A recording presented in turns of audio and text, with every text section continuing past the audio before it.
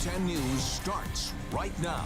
I'm Janice Fernandez. I'm Louis Aguirre. Here's a look at the stories making news on this Wednesday. An officer injured during a wild police pursuit in Broward County. The chase began in Fort Lauderdale after reports of a carjacking and bank robbery, then came to a crashing end in Pompano Beach. 2 suspects inside a black Jag were arrested. During the pursuit, the cop lost control and slammed into parked cars just a few blocks away from where the suspects were arrested.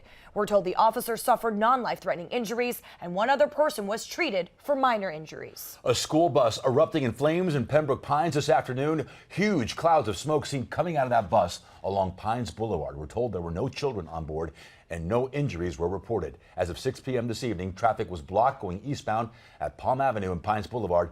Drivers are asked to avoid the area. An Uber driver busted after police say the driver was caught on surveillance video looking through windows of 2 homes in Coral Gables.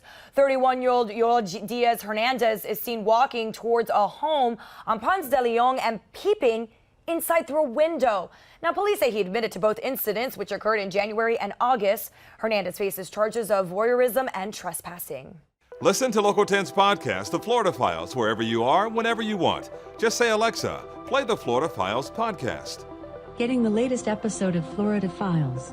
Here it is from TuneIn. Previously on the Florida Files. Or just ask Siri, I want to hear the latest Florida Files podcast. Here's the newest episode of the Florida Files. Get the Florida Files on Alexa, Google Home, or Apple devices just by saying play the Florida Files podcast. The Florida Files from the one and only Local 10.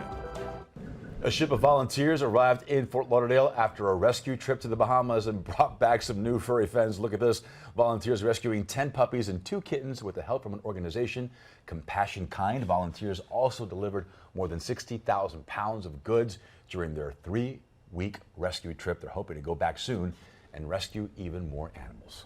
And as breaking news happens, we have you covered on air and online. Just head on over to local10.com for more local news coverage and updates.